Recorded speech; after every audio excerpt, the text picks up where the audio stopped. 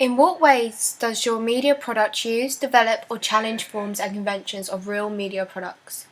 Researching real-life media products enabled us to distinguish the key conventions needed to make the best product possible. The media product I will talk about first will be my music video. I spent a lot of time analysing 5 different music videos, which were all associated with our chosen genre of pop and R&B.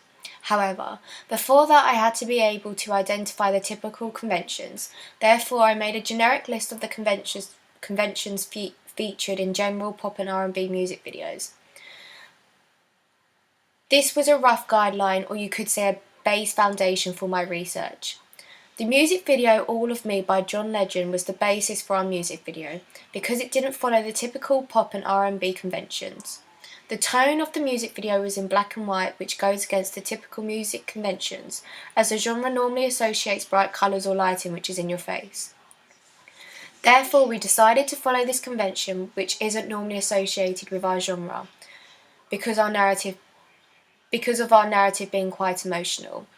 However, instead of keeping the black and white like in John Legend's All of Me, we decided to go for a sepia tone. Each music video I analysed all had a clear narrative and included sections of narratives. This is a key convention we used, seen as it was a must rather than seen as an option. It was difficult that our chosen song, LRR, We Don't Have to Take Our Clothes Off, was both the genre R&B and pop, meaning that we had to include elements of both genres. Structured dance moves was a convention that would make our music video look unreal and unprofessional. Therefore, we did not include this typical convention. Artists wearing extravagant clothing, for example, chains, sunglasses, and hoop earrings, almost showing off their fame. We decided to include this convention. However, we tweaked it by ensuring our artists had our own style, which was the fur coat, the ripped jeans, the heels, and messy hair. Therefore, we actually challenged the typical conventions by not using items to present her wealth but her personality or her brand image, which is how we wanted our artists to be portrayed, rather than having loads of money. For example, Fergie, Big Girls Don't Cry. She isn't presented as being wealthy, but she presents the struggles of a relationship, but also shows her normality of being an artist, that no matter how famous she is, she still has the struggle that us normal people face. However, a convention we decided not to use was the use of dance within the performance element of our music video, as the tempo of the song was very slow-paced. Using Meghan Trainor, All About That Bass, the repeated instructed dance moves was a convention that would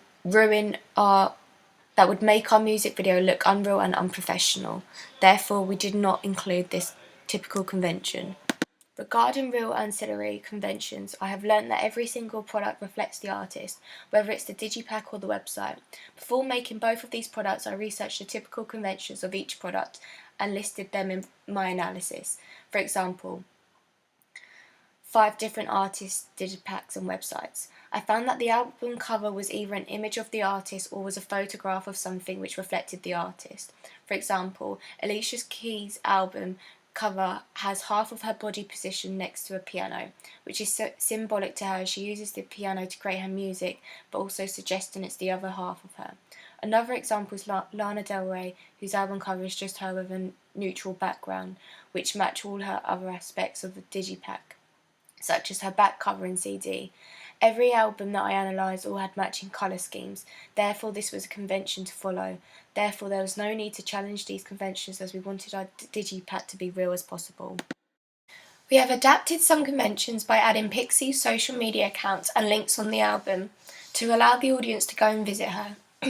Also, by including the barcode on the back cover and having the same colour scheme and idea throughout, it makes it that much more personal, especially as we decided to have Pixie's personal signature on the CD.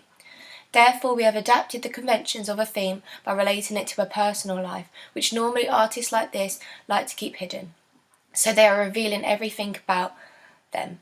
We decided this as Pixie is a new artist, the audience should be intrigued, which is why we have a personal message she has written, so they can figure out what Pixie is all about, which is the appeal we want from our audience. Now, the other ancillary task was websites. I learned from research that the website is a reflection of the artist. Every single detail is all about the artist, from looking at Alicia Keys to Taylor Swift. They all have the same layout, with the web bar at the top with a video of the latest music video and gallery page. For this product only, we decided not to challenge any of the conventions, because all the main conventions are there and work together as elements to construct the website. Therefore, in our website, we stuck to the basis by including an image of Pixie that appears straight away. We also included videos of Pixie being serious and then joking around, which again then relates to the digipack. Therefore, by sticking to the same conventions, we have made our website a real product.